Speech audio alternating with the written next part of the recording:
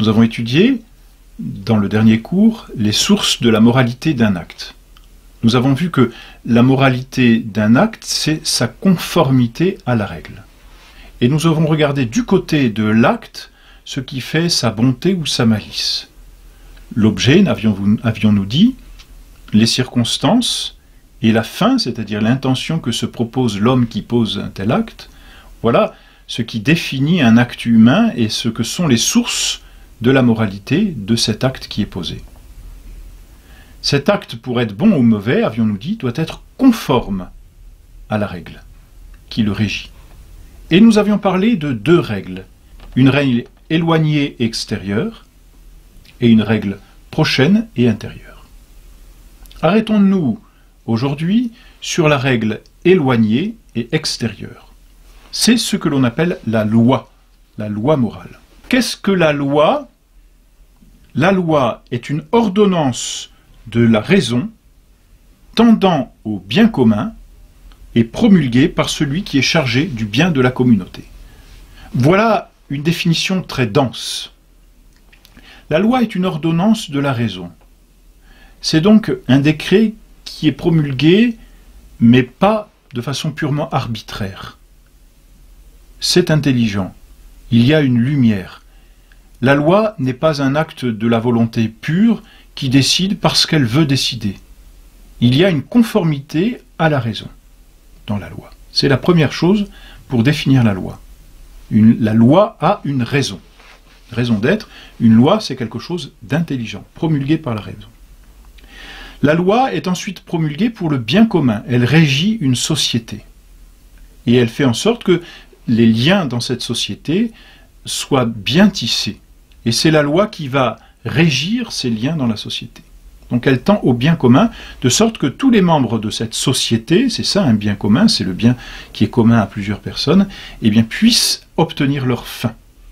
Voilà pourquoi on ajoute qu'elle tend au bien commun, c'est-à-dire à la fin de ceux qui appartiennent à la société.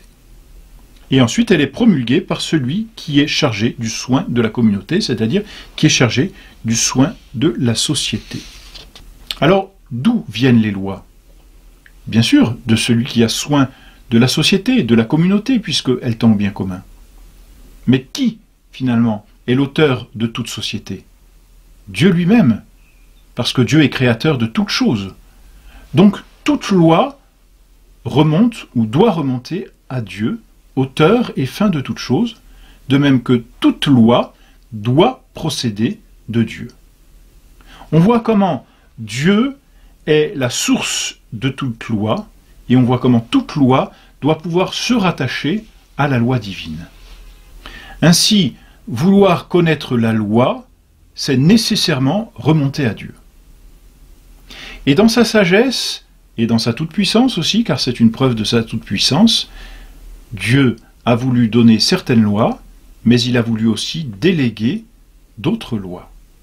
Voilà pourquoi il existe finalement deux sortes de lois. Ce que l'on appelle les lois divines, qui ont été promulguées par Dieu, auteur de toutes choses, et ce que l'on appelle les lois humaines, qui ont été promulguées par l'homme, parce que Dieu a délégué à l'homme cette faculté de régir, et donc de pouvoir faire des lois. C'est la raison pour laquelle l'homme doué d'une intelligence et d'une volonté peut imposer des lois, ces mêmes lois qui restent, comme nous l'avons dit, promulguées par l'autorité en vue du bien commun et qui sont une ordonnance de la raison, c'est-à-dire une ordonnance de l'intelligence. Deux sortes de lois, donc, la loi divine, promulguée par Dieu, directement dépendante de Dieu, et la loi humaine, promulguée par les hommes, et finalement directement dépendante des hommes.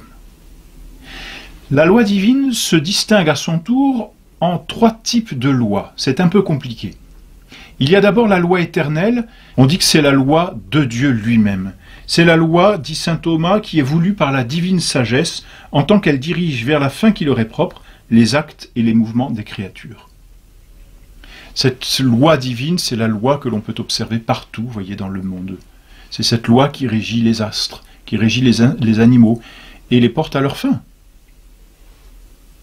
C'est cette loi qui fait que le soleil éclaire et chauffe.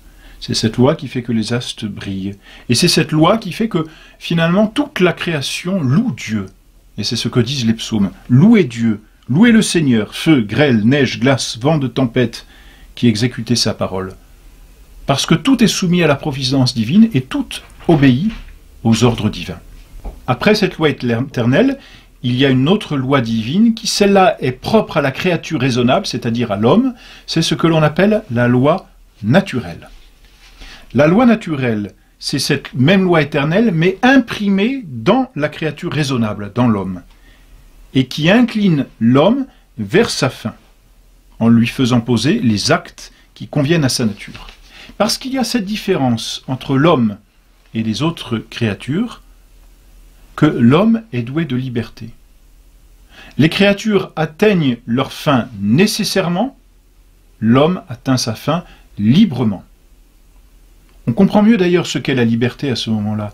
Elle n'est pas donnée à l'homme pour faire n'importe quoi, elle est donnée à l'homme pour qu'il puisse atteindre par lui-même sa fin. C'est-à-dire que, libre ou pas libre, la fin reste la même. Tout est ordonné à Dieu parce que tout dépend de Dieu. Parce que tout a été créé par Dieu. Alors que voulez-vous? Le bon Dieu nous a créés pour lui, c'est tout. Le bon Dieu nous a créés pour sa gloire. Et de la même façon que les cieux, comme nous l'avons dit, la grêle, le feu et tous les éléments, les étoiles, les astres et tout ce qui existe est ordonné à la louange de Dieu, par l'harmonie, par exemple, et bien de la même façon, l'homme est ordonné à la louange de Dieu. Simplement, là où la loi éternelle est inscrite de façon immuable et nécessaire dans les créatures matérielles et dans les créatures même végétales et animales, cette loi est différente dans l'homme. On l'appelle la loi naturelle, parce que cette loi naturelle va incliner l'homme, non pas de façon nécessaire, mais de façon libre, de sorte que l'homme va poser par lui-même les actes qui vont l'amener à sa fin.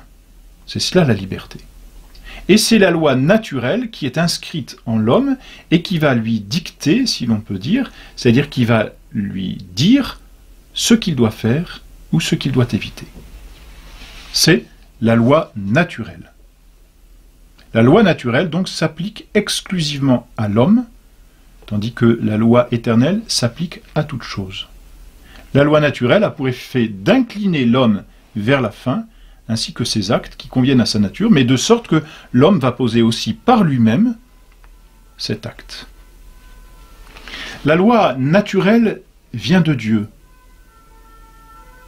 Et cette loi est dite naturelle parce qu'elle correspond à notre nature humaine. Parce qu'elle vient de Dieu et qu'elle correspond à notre nature humaine, cette loi est universelle, elle est immuable et elle est absolue. Elle est universelle parce qu'elle concerne tous les hommes et elle s'impose à tous les êtres raisonnables. La nature humaine est la même en chacun d'entre nous.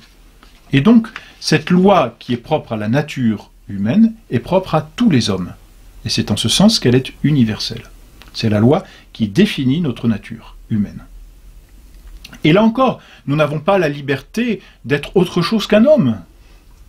C'est une absurdité de dire « je suis ce que je veux être ».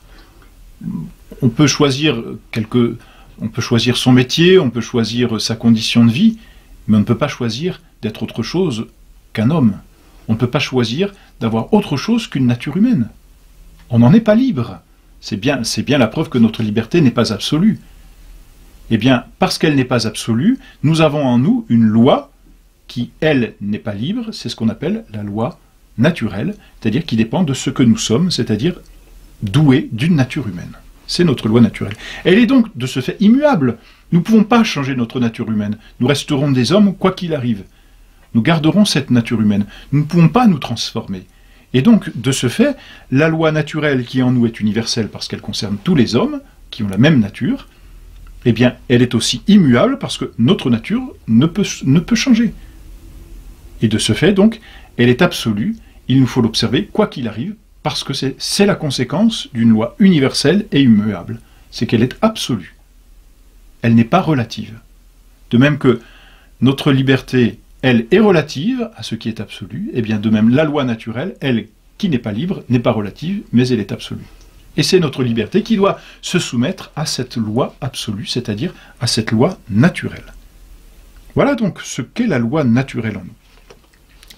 Citons On pourrait citer saint Paul, n'est-ce pas, aux Romains, lorsque les gentils qui n'ont pas la loi font naturellement ce qui est selon la loi, n'ayant point la loi révélée, ils sont à eux-mêmes la loi.